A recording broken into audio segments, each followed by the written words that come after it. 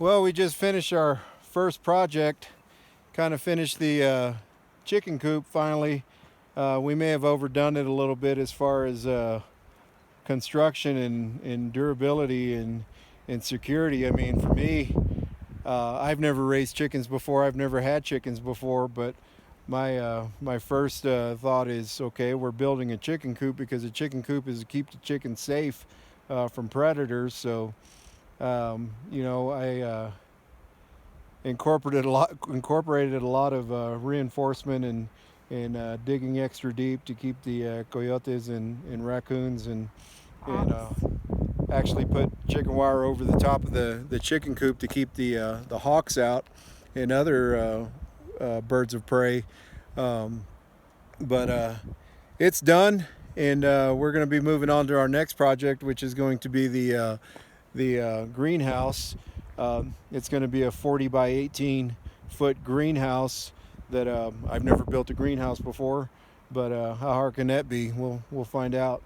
But Nikki has lived or had a little bit more experience with chickens and turkeys and And farm life. farm life, domestic animals and whatnot. But she's got stories to share about that. But one of the things wanted to emphasize was, we're out here, we're doing it, self-sustaining, self-reliance, and I guess the moral of the story is we've never done this before. We've never lived off grid, so it almost seems like if we can do it, anybody can do it. What do you think? Yeah, it doesn't take a college degree.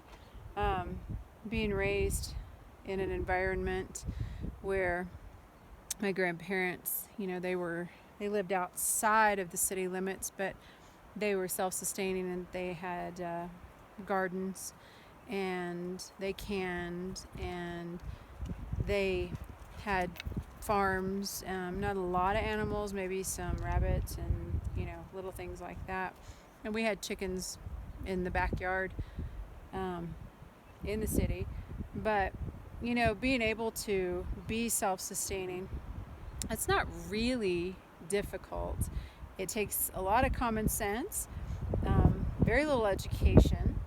Again, a lot of common sense. You don't want to get injured. There's a lot that can happen out here that, when you're in the city and you cut yourself or you fall and you break your ankle, you can call an ambulance, you can call 911, you can hop in the car and run down the street to whatever hospital is right around the corner. Out here, you're a couple of hours away from anything, so you have to be careful. But common sense and safety are really an innate quality, although some would argue with me on that. I do believe we all possess common sense to some degree. So that being said, anybody can really find their little slice of nature and create a self-sustaining space.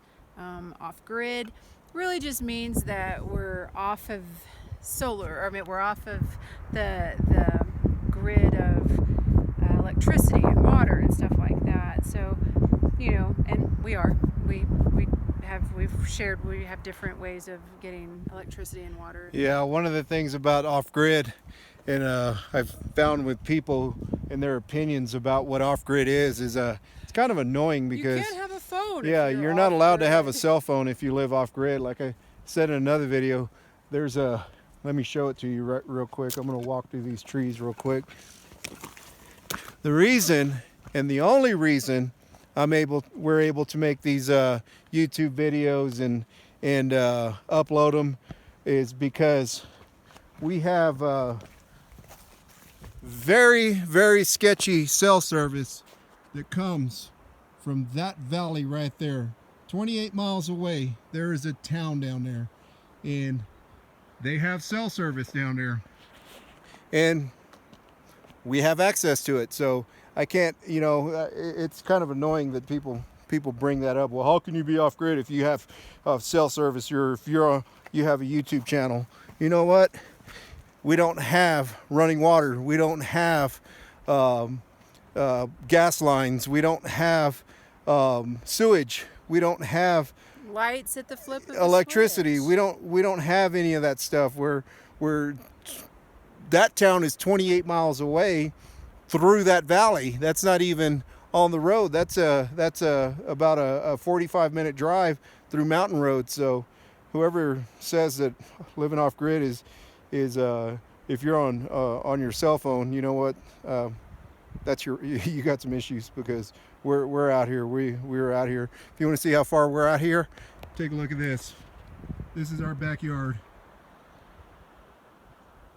That's the valley over there where there's a town, and cell service seeps through there. So you decide if we're off grid or Yeah, not. so Yeah. I mean, there are listen to the sounds out here. There are no man-made sounds. There are no cars. There are no trains. There are no sirens. In the background, there's a river, and I don't know if you can pan into it. I can see the water right there. Yeah, there's a river down there. You can hear the waterfall back So up. we'll be quiet a second so you can hear how silent it is out here.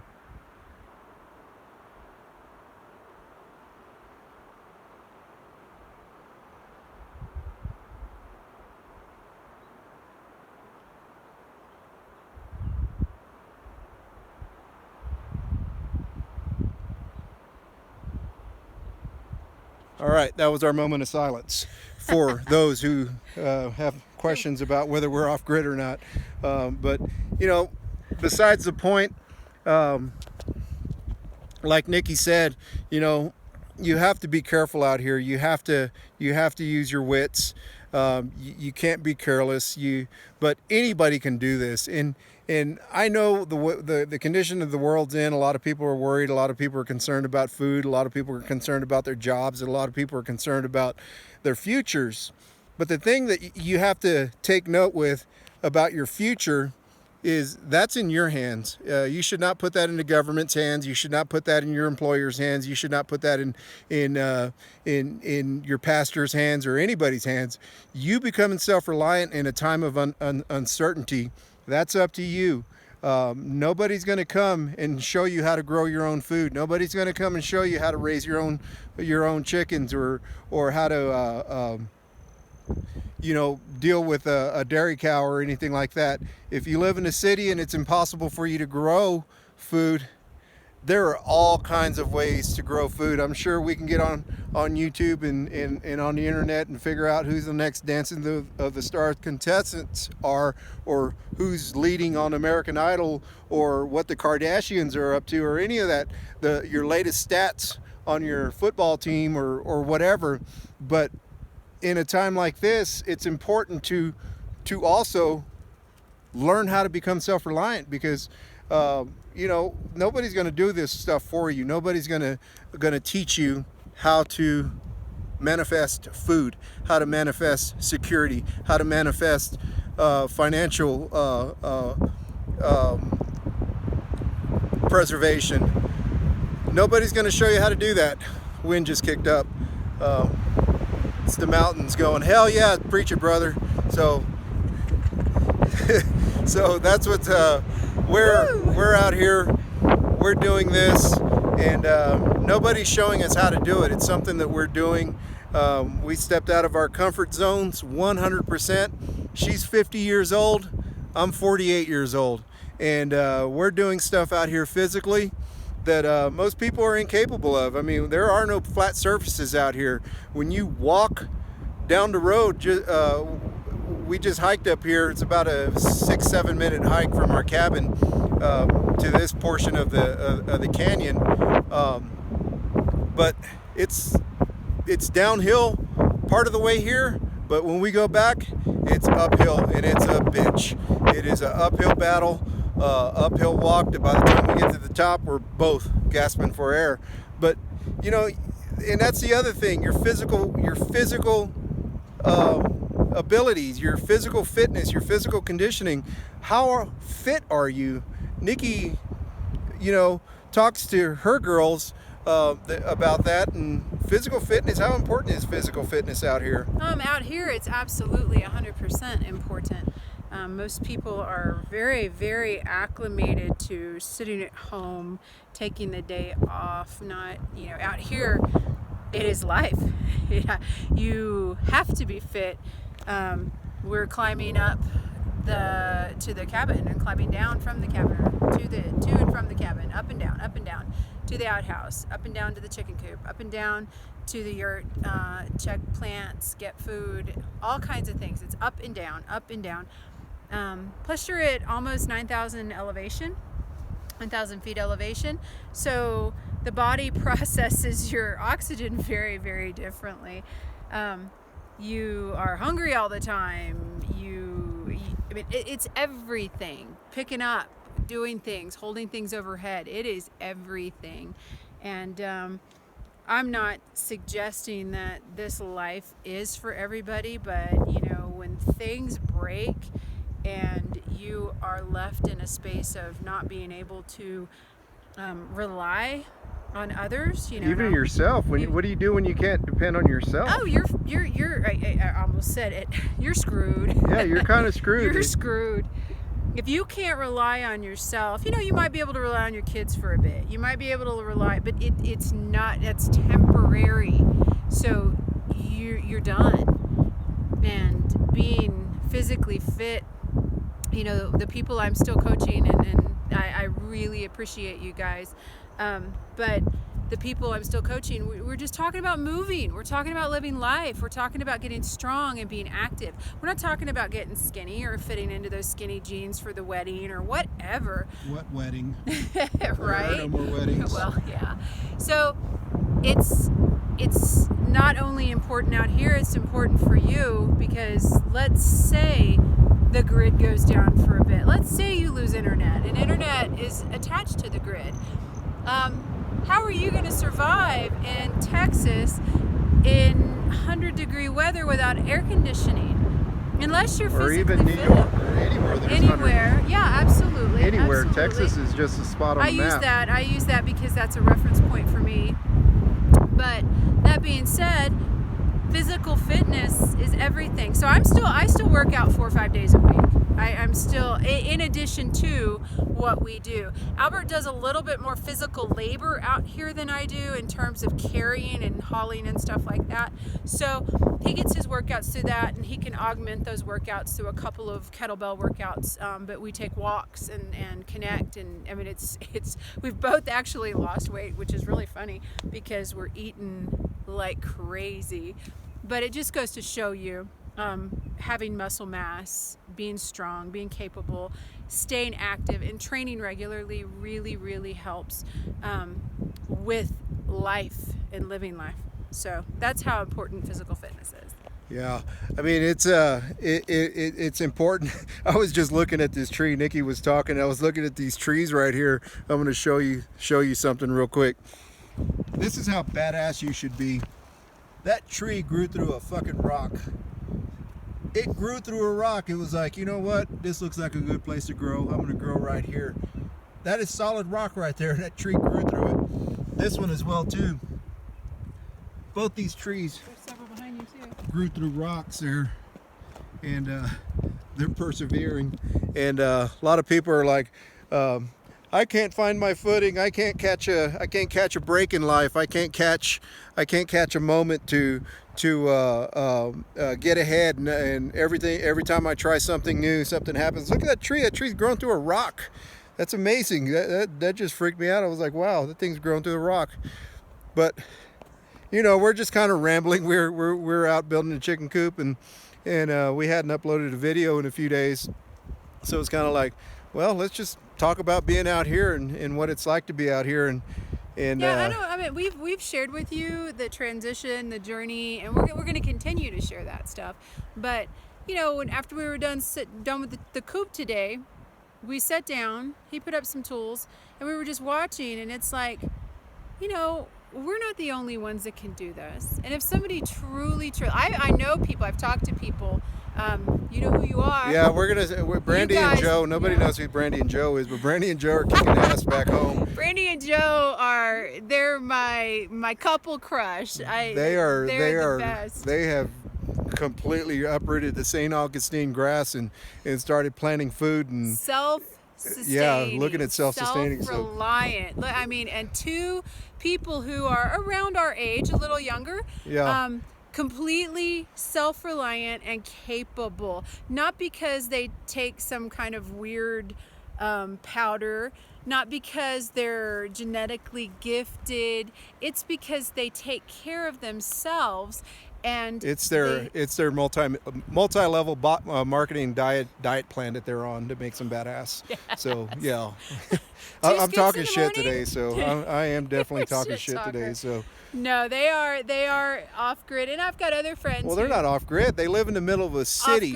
Off grid mentality. Yeah, they live in the middle of the city, Self-sustaining. and as soon as crisis hit, these people they jumped on it. They're like, "Hey, shit, nobody's going to take care of us. Nobody's going to take care of our lives. We have to do this for ourselves." So we've been kind of watching what they're doing, and they have turned their entire. You guys have my heart. Yeah, they have turned their entire existence into self-sustaining, self-reliance, yeah. and that is badass because they're actually inspiring us out here to continue to push forward and not forget why we're out here.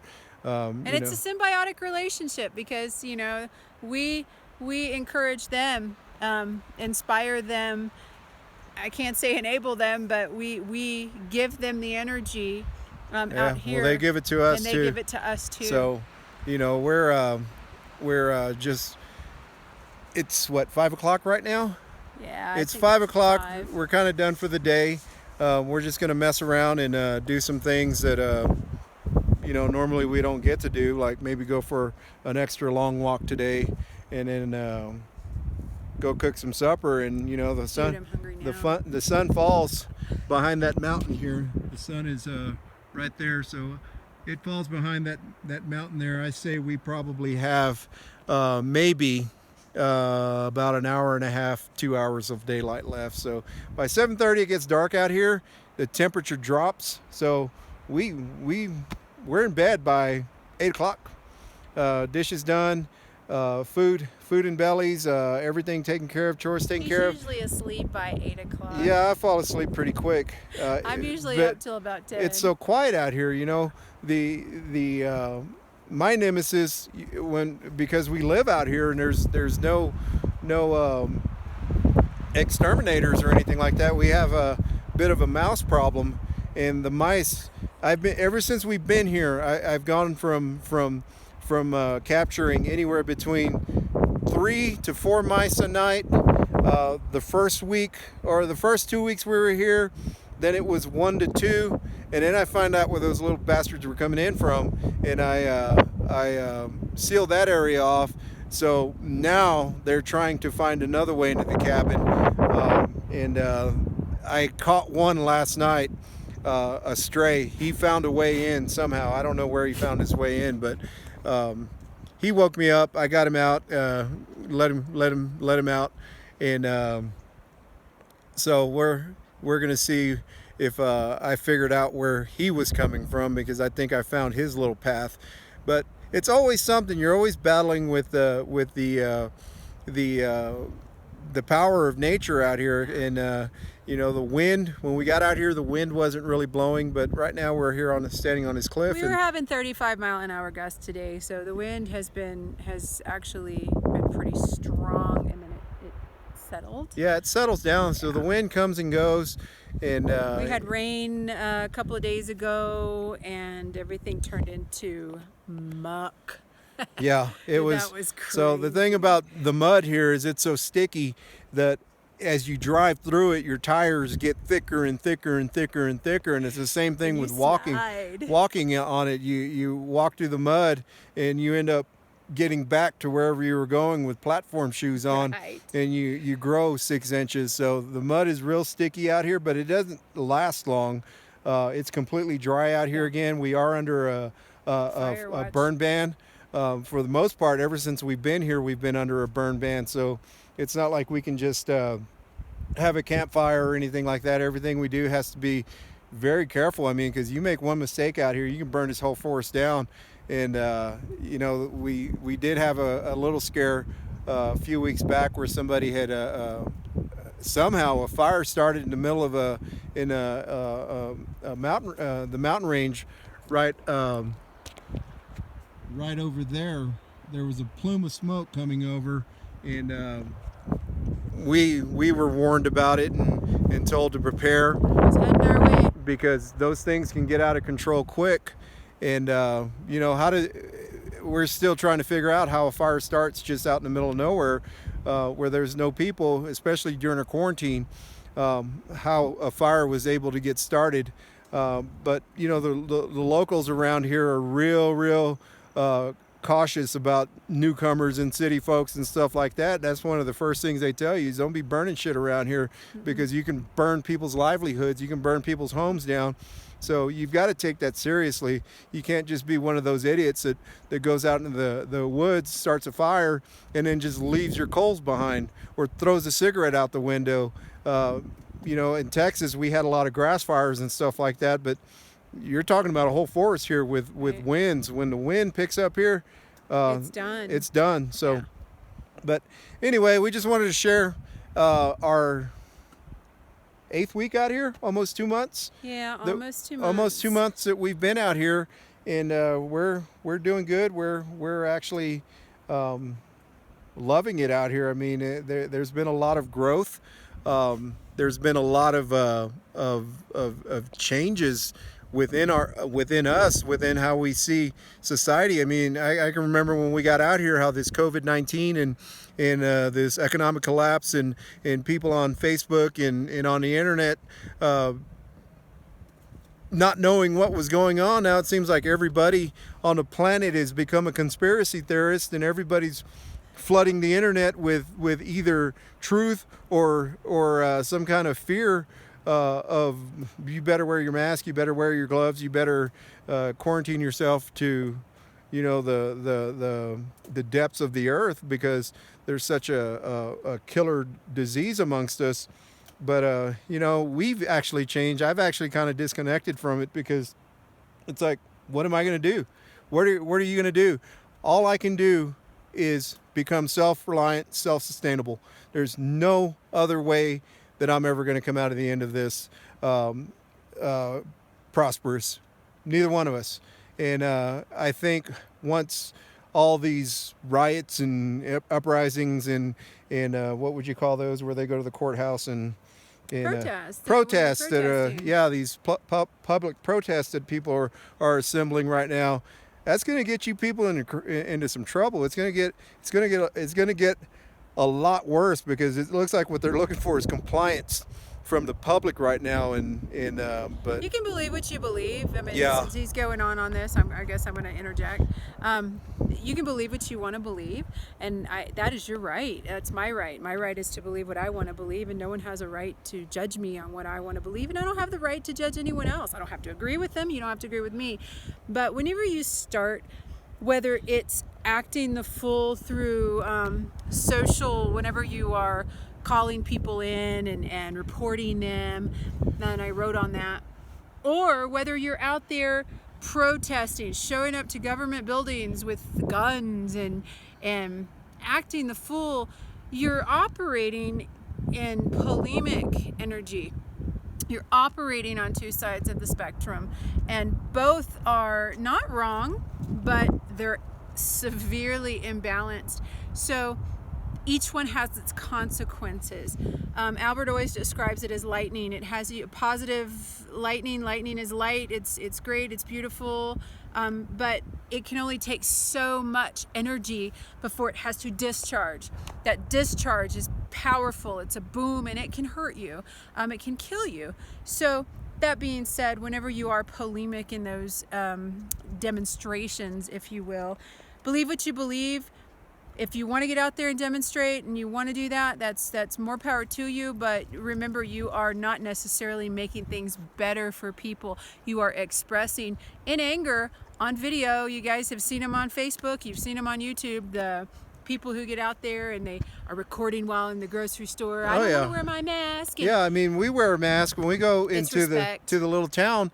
It's not because we're I don't we're believe. afraid of getting I think a this virus is or anything.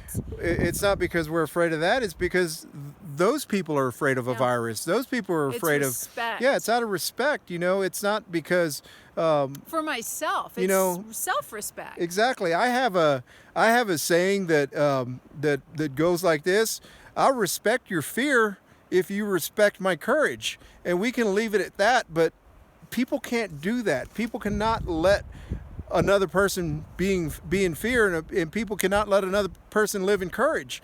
So it's created a lot of division. It's created a lot of controversy, a lot of I mean, flat out hate. It's creating Really a lot of has. hate. When you see some of these people calling out other people in the grocery store because they don't have a mask on or because they don't have their gloves on, well, come on, people who with mask and gloves, stop throwing that shit all over the ground outside. You know, if you want everybody to wear your mask, be the example. Stop throwing your rubber gloves and your mask on the ground. I mean, I've seen it. We're out here. We went to the store and there's gloves. We're just like, wow, there's gloves. There's more gloves. There's more gloves. There's gloves. There's masks. It's like, what the hell's going on here? So if you want to push your agenda for everybody to wear masks and wear protection, Throw your shit away. throw your stuff away. Be the example. And if you don't want to go and be in a room full of people wearing masks and wearing gloves, go somewhere else. Is Walmart really the only place you can get stuff? Is Lowe's really the only place you can get stuff? You know, it's all personal preference. People want to rule, but my opinion on this whole thing is the powers that be, their goal is to take your freedom. They are going to take your freedom. It's just like kindergarten. One kid that acts up, they're going to take it. They're going to take recess, or they're going to take storytelling time from everybody, and everybody's going to take a nap. Ninja, that's my recommendation. Ninja, do what you do. Be you. And that's literally what's happening right now, from what I can see. Is some people are acting up this way, some people are acting up this way, and it's two extremes. And Find your center. I kind of find it comedic to see the two divisions of these people are this way, these people are that way. So, you know, we're kind of just out here watching it from a distance. It's kind of like discernment and observation. Yeah, watching two people on a YouTube video fight in Walmart over a pack of toilet paper or a package of meat or hand sanitizer. And it's like, wow, these people are really fighting over food or a mask, or we're fighting over asking someone to leave a store because they don't have a mask. Yeah, and it's like, this is really going on this planet. Yeah. This is really going down, and it's going down hard. And the harder you make it on yourselves, the harder you make it on other people. You know, they might let the reins up just a little bit and give you a little rest, but their ultimate goal is to take your power. Their ultimate goal is to take your freedom, and they're going to do it. There's no way that it's not already going to happen. It's too far in the game to go, you know what? We realize you people want to be free, and we realize you people are going to put up resistance. It's too late. They can't undo what's already been undone. It's got to keep. It's like a train, a freight liner, fully loaded, moving forward, and you standing in front of it and thinking that it's going to stop for you. You cannot reverse the flow of a river in any capacity. It would defy the laws of physics, just like this. So, you know, a little bit of a rant video, a little bit of sharing, a little bit of, you know, we're just out here enjoying our day. If any of you are deciding to go off grid or take that trip out, and chapstick. Yeah. Bring lots of chapstick. That is the bane of my existence out here, is not having enough chapstick. But those of you who have already decided to become self-sustaining and to take matters into your own hand, and to be that ninja, to be that I'm flying under the radar and I'm not going to draw attention to myself, and we're just going to live. I mean, those are the people that we're making this video for. Those are the people that we respect. Those are the people that we are like. We're trying to connect with those people. We're trying to find out where that community is of people like that are like-minded, that are like, okay, shit is going to get bad, things are going to get bad, and we got to hunker down and we got to take care of ourselves. We got to do for ourselves. And waiting for the world to go back to the way it was before all this stuff went down ain't gonna happen. People who understand that are the people who are already moving forward. If you have not accepted the fact that the world is not going back to the way it was before all this shit went down, and that there is a far greater impact yet to come, and you're preparing and you're becoming self-sustaining, you're mentally prepared for it, you're physically prepared for it, you're spiritually prepared for it, you're our people. Those other people, good luck to you. If you want to know how to do it, if you want to know how to get started with doing it, reach out to us, drop us a comment. We'd love to share insight that we don't put in our videos about how the hell we did this and how we got out here and why we got out here, because we didn't get out here because of COVID-19. That's yeah, for sure. it wasn't COVID-19 that got us out here. It was not COVID-19 that got us out here. There's far greater things going on, you know. This is years of planning so that we are living now. But like I said, we'd like to talk to y'all, like to hear your comments, share the video, let us know what you think. Like, subscribe, and we will see you next time. Take care.